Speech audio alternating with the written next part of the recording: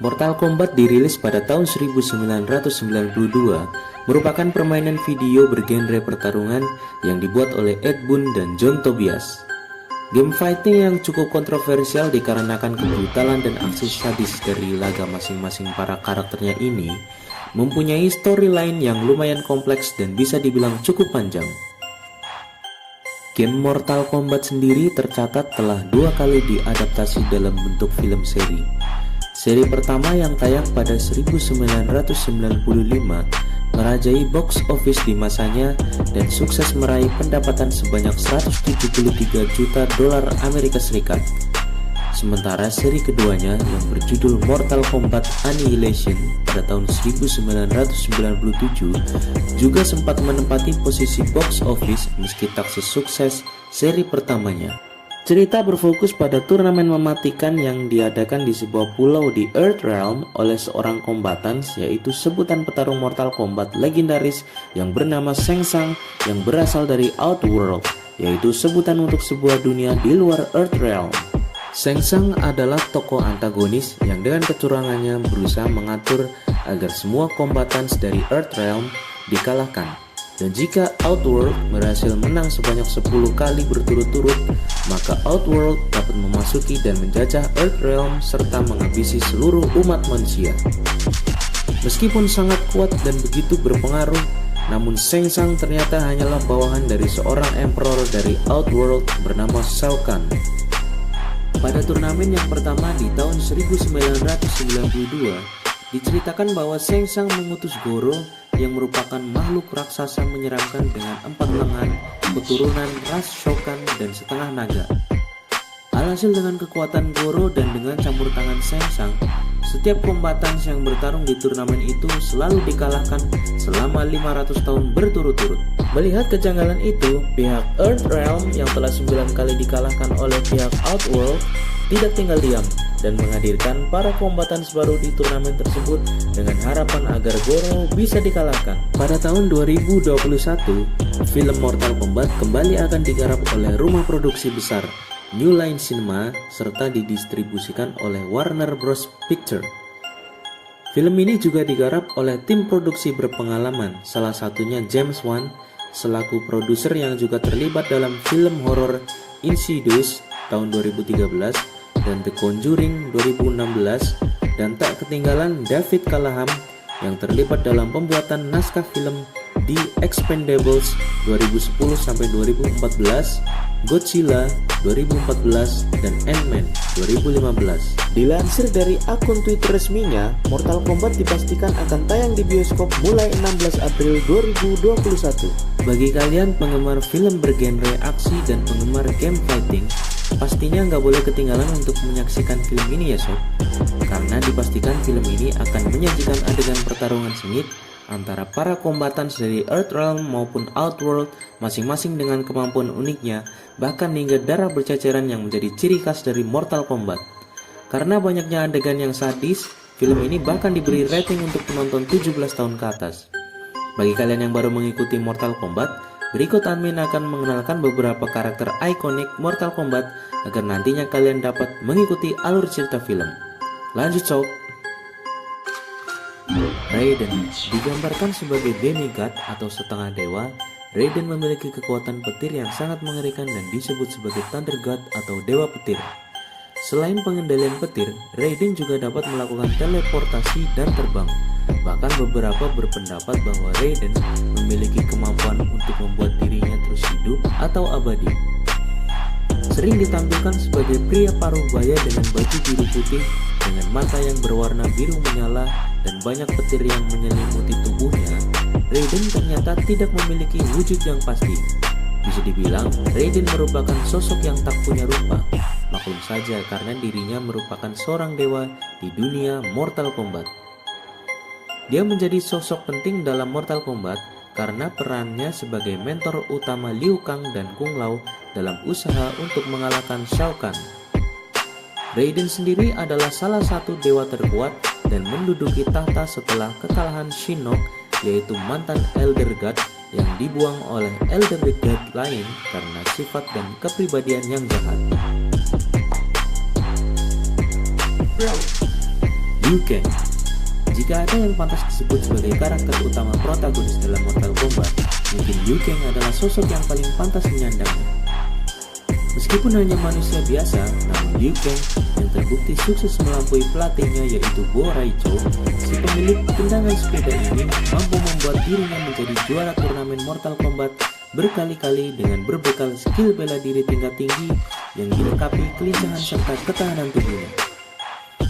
Pada awalnya Liu Kang adalah seorang biksu Shaolin yang memasuki turnamen Mortal Kombat dengan maksud untuk membalas dendam setelah adiknya dibunuh oleh Shang Tsung. Sebelum bertemu dengan Raiden dan mendapatkan bimbingan hingga akhirnya tujuannya bertarung berubah menjadi untuk menyelamatkan Earthrealm.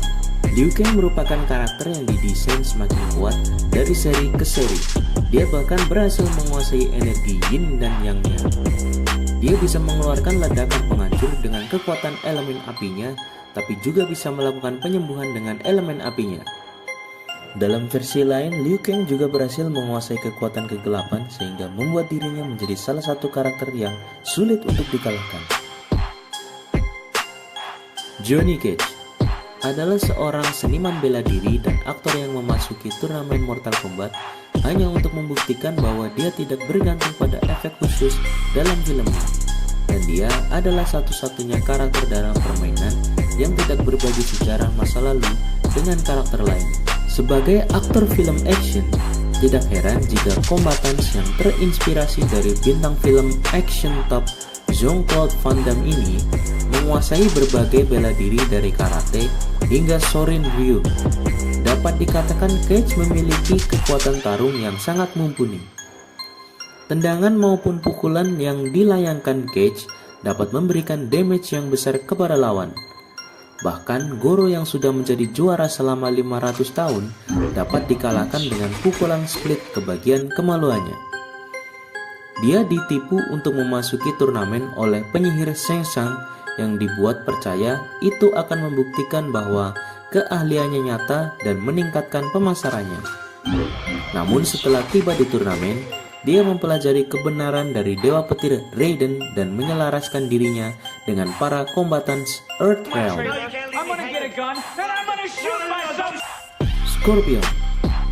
Scorpion adalah nama lain dari Hanzo Hasashi yang dulunya adalah salah satu pejuang terbaik dari klan ninja Shirai Ryu Jepang, sampai ia dibunuh oleh Bi-Han, anggota Lin Kuei atau klan saingan pembunuh Cina yang bekerja dengan nama Sub-Zero. Scorpion menjadi momok yang tinggal di neraka yang kemudian disebut Netherrealm dan membalas dendam terhadap mereka yang bertanggung jawab atas penghancuran klannya dan pembunuhan keluarganya, termasuk istrinya Harumi dan putranya Satoshi. Meskipun pada dasarnya memilih posisi netral dalam turnamen, Scorpion bergabung dengan siapapun yang dapat membantu dalam rencananya untuk membalas dendam dan kerap kali melakukan aksi sadis, sehingga seringkali disalahpahami sebagai antagonis. Namun sebenarnya Scorpion lebih tepat disebut sebagai sosok anti-hero. Dia pernah dimanipulasi oleh penyihir Quan Chi yang dia janjikan hidupnya sebagai imbalan atas kemampuan kombatnya yang mengesankan untuk mengalahkan Sub-Zero. Sebagai penduduk neraka, Scorpion mempunyai kemampuan untuk memanggil api neraka untuk membakar lawannya dengan sangat mudah. Meskipun ketika menggunakan topeng, wajah Scorpion masih terlihat memiliki daging, namun ketika dibuka yang nampak hanyalah tengkorak yang diselubungi api neraka dan dapat menyemburkan api dari mulutnya. Kemampuan Scorpion yang paling terkenal adalah menggunakan senjata berbentuk kunai ataupun ular yang dapat meluncur seperti harpun yang seringkali digambarkan meluncur dari telapak tangannya.